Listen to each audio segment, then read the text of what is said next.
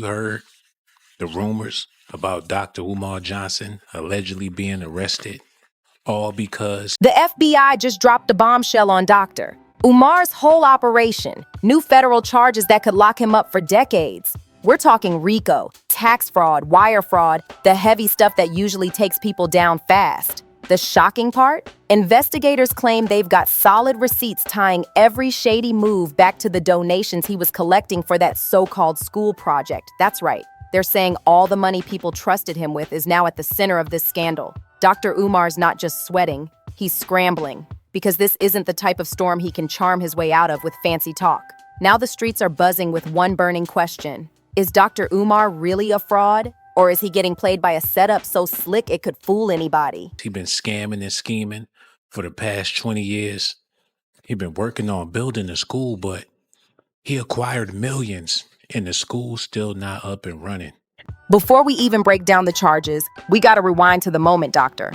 Umar realized the cuffs were coming. And trust me, he did not take it well. He jumped on Instagram Live, wild-eyed, and went off on a fiery rant about how the system is trying to destroy an innocent black man just trying to uplift his people. Usually, Doctor, Umar's rants feel rehearsed, like he knows how to play the crowd. But this time his voice was cracking, his energy was all over the place, and you could see the fear dripping through the screen. He wasn't just raving for attention. He looked like a man who had just stared down something terrifying, and it shook him to the core. And the claims he was dropping? Straight chaos. He shouted about his accounts being frozen, panicked about not being able to touch his own money.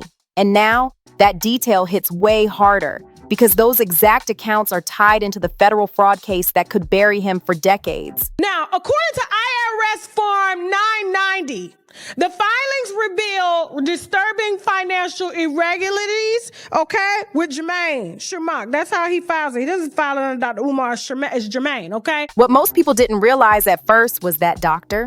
Umar filmed that Instagram rant right after the feds told him to turn himself in. And if you watch close enough, you can literally catch the exact second it hit him. His whole hustle was crumbling right in front of his eyes. Reports say he did eventually surrender to authorities, but not before warning his inner circle that he wanted the whole thing to stay low-key. No mugshots, no press statements, no headlines, nothing that would splash across the media and stain his carefully built image. He knew that once the cameras caught him in chains, the narrative of community leader would flip overnight into con man exposed. But here's the kicker. His worst nightmare was already loading up, because the feds were preparing to drop leaked documents that spelled out the truth.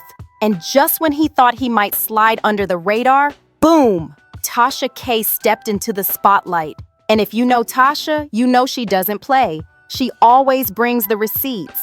In her latest YouTube breakdown, she didn't just talk mess, she dissected Dr. Umar's so-called charity and dragged his school project into the light. And here's why it's major. The FBI indictment actually highlights those missing donations as key evidence in the fraud and racketeering charges. Tasha connected the dots with paperwork, numbers, and details the feds themselves are leaning on.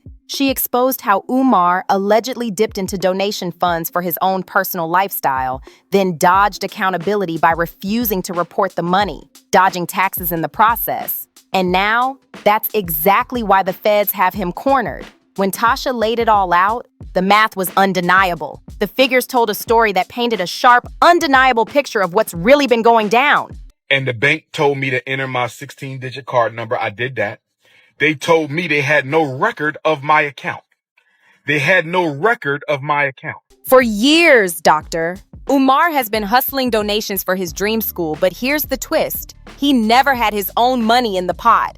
Every single dollar came straight from the public, people giving out of hope and trust. And the shady part? Umar has never been clear about how much money came in or what exactly he was doing with it. Instead, he hops online, puffing up his chest, demanding that African Americans ditch public schools and throw their cash into his school vision. Plenty of folks peeped the move and called it for what it was, a grift. Even the school's name feels like a setup, since Umar insists he's a descendant of Frederick Douglass, though he's never proven it, and the real Douglass family has never once backed him up. But despite those red flags, a lot of people still gave up their hard-earned money, believing in the dream he was selling. So why? After all these years and all those donations, is the school still locked up tight? Every time an opening date gets close, Umar suddenly announces another problem. Coincidence? Maybe to some. But with everything unraveling now, it looks more like he's been the one pulling the strings to keep pushing delays. And here's the wildest part. Prosecutors are now using one of those delays as evidence in his federal fraud case. Back in June, Umar claimed the school was vandalized, but not in a way that would hurt the actual building.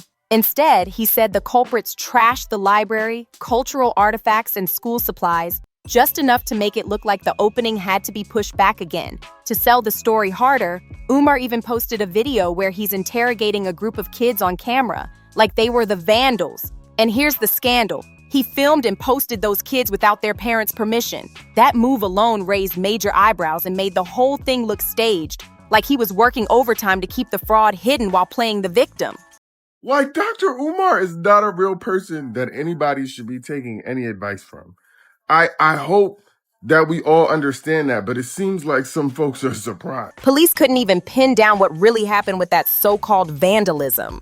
The only proof anyone ever saw was that short clip Umar himself posted. And let's be honest, it didn't look like damage bad enough to shut a school down for a whole year. People started side-eyeing the whole thing, and one viral comment summed up the vibe perfectly. Where's the proof of this vandalism? Were charges filed? Were you insured? Why haven't you posted even one photo? Or is the real vandalism you and this entire project? Another person even pointed out that Umar's posts about his frozen account sounded shaky and didn't line up with how the banking system actually works. Then just a few weeks later, the real truth about the mysterious vandalism slipped out, and suddenly, Umar had no defense. It turned out he hadn't been paying basic property registration fees and utility bills. Because of that, the building itself was already on track for auction. Reports claim the place was set to hit the auction block by August 25th, 2025, unless Umar coughed up the overdue payments. So what did he do? Classic Umar. He went into defense mode. He tried to spin it like the dues were punitive and discriminatory, claiming the state was plotting to shut his school down. Then he leaned back on his usual playbook, begging for more donations while painting himself as the victim of a system out to crush him. But here's where Tasha K's reporting made things even messier. According to her, Umar wasn't just playing broke. He was using these dramatic tactics to dodge serious jail time.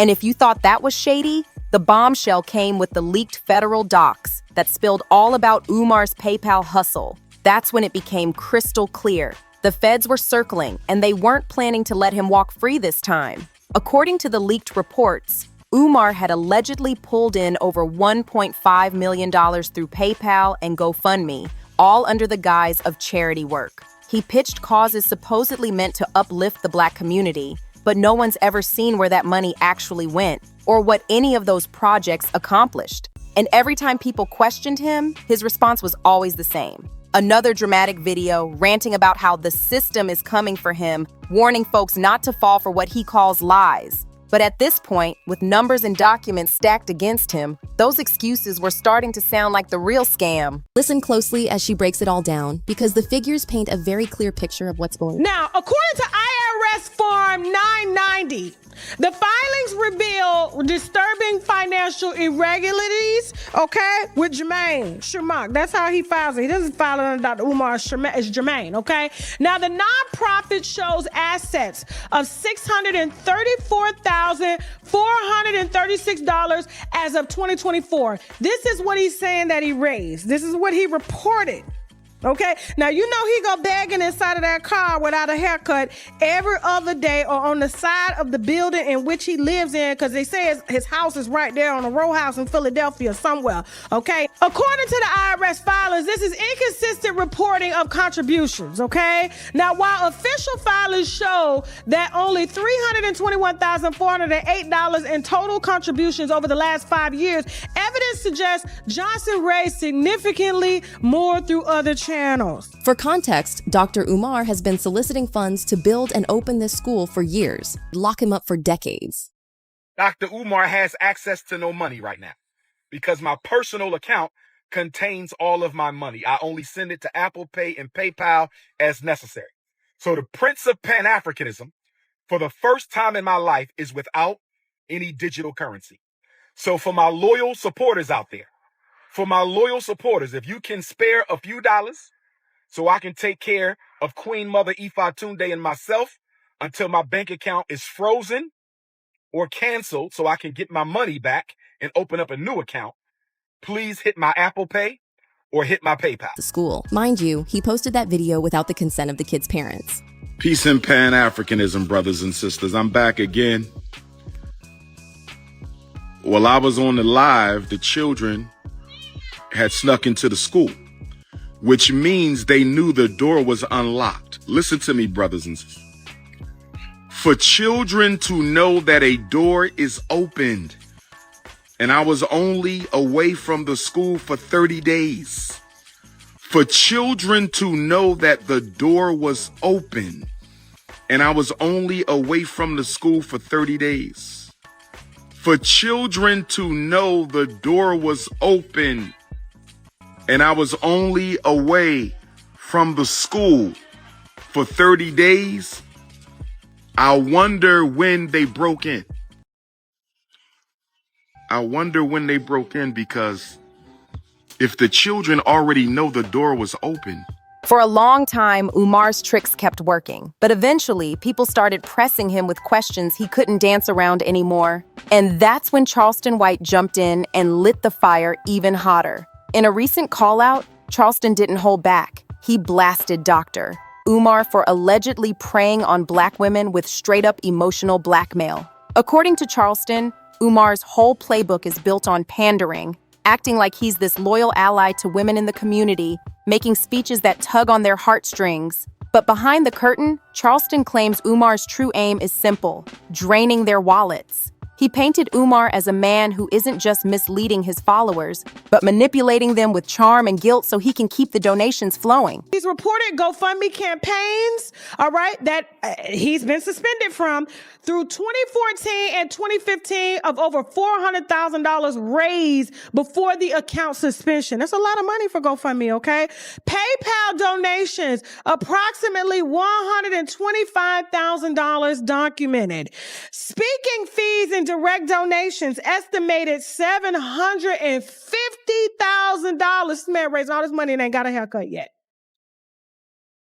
Total estimated funds, 1.6 to 2 million that they can account for. And this is with them digging. They've been on this, okay? And we're going to talk about how much they've been on this. And that's the reason why that damn school is on the auction block right now. Vacant school that never opened. And he promised to open it in 2013 and kept pushing back the opening date and blamed us. Well, not me, y'all, if y'all donated, as to why it can't open, because black people can't stick together, okay? Even though he was running it like a mom and pop shop. These tactics worked for a long time until more and more people started asking him questions he couldn't answer. A school that still hasn't been built? People are heated, pointing out how nobody has ever seen a single classroom, not even a flag flying out front to prove the place is real. Folks are starting to clown the whole situation, saying all Umar's been doing is talking big without showing receipts. After all these years of collecting donations, what do people have to show for it?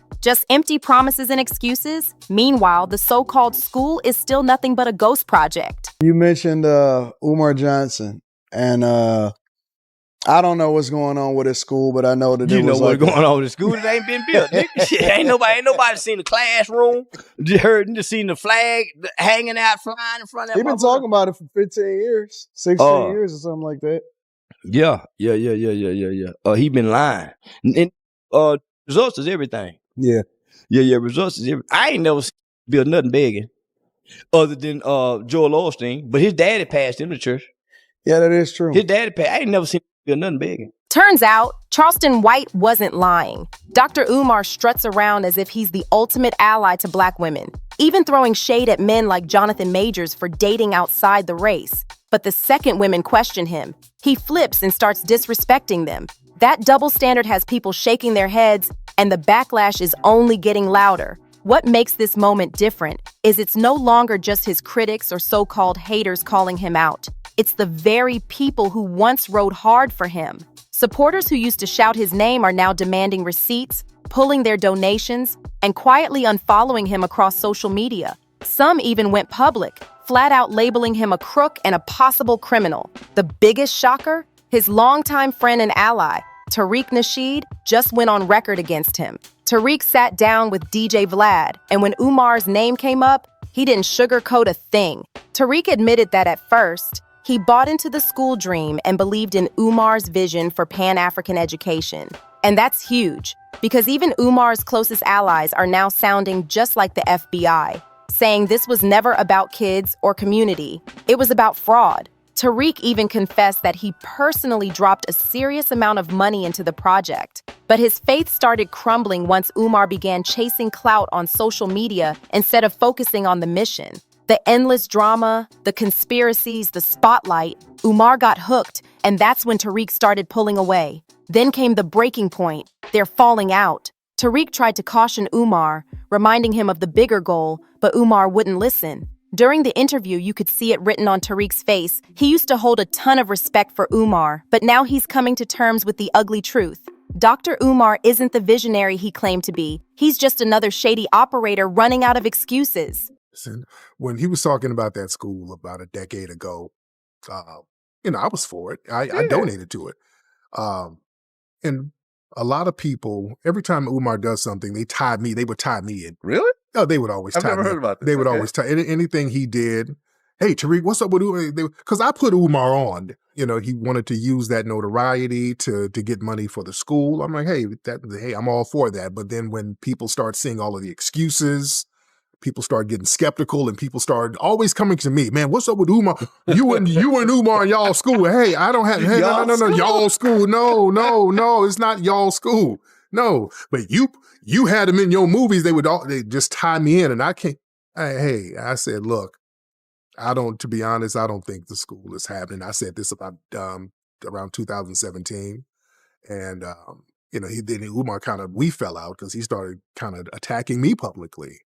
And, I helped the guy get the truth. Yeah, he started attacking me. And then I started getting in on him. So we fell out. And, I told people back in 2017, I said, let me keep it a bean, man. That school ain't never going to get built. That's just, don't ask me about it again. That's my opinion. It ain't going to get built, man. Just if it's going to get built, it would have been built already. It don't take that. But here's the twist, Doctor. Umar didn't just pop up on the FBI's radar recently. He's been under the microscope for years without even realizing it. What's even crazier is that the first strike against him wasn't even about money. It came way back in 2018, when the State Board of Psychology accused him of practicing without a license. That's not just embarrassing. It exposed a pattern of deception the feds now point to as proof that he's been running scams long before the school drama blew up. Of course, Umar did what he always does. He denied everything and cried foul, claiming he was being unfairly targeted. He even said his Facebook and GoFundMe accounts were suspended for no reason, spinning it into another victim story to get sympathy. And sure enough, some folks fell for it. But the truth was already out there, and the receipts painted a very different picture. Videos have surfaced online showing Umar acting like a licensed shrink, throwing around psychological jargon and flexing expert advice to keep the donations rolling in. He even self-published his book, Psychoacademic Holocaust: The Special Education and ADHD Wars Against Black Boys, pushing the argument that mental illness and learning disabilities were being misdiagnosed to discriminate against Black children. That book made him look like an authority. But a few years later, he turned around and claimed ADHD and mental illness weren't even real. That contradiction made him look less like an advocate and more like a manipulator, saying whatever he needed to in order to keep people hooked. So when the feds finally dug in, they uncovered the bigger picture. Doctor, Umar wasn't the intellectual leader he branded himself to be. He was a man building one illusion on top of another. The fake school, the frozen accounts, the unlicensed psychology hustle, each scheme he thought he buried is now Exhibit A in a federal case. Now, the walls are closing in. Supporters who once defended him are backing away, prosecutors are stacking receipts, and the FBI isn't letting go this time. Unless Umar pulls off some miracle that nobody sees coming, he's not walking into his so-called academy, he's walking straight into a cell.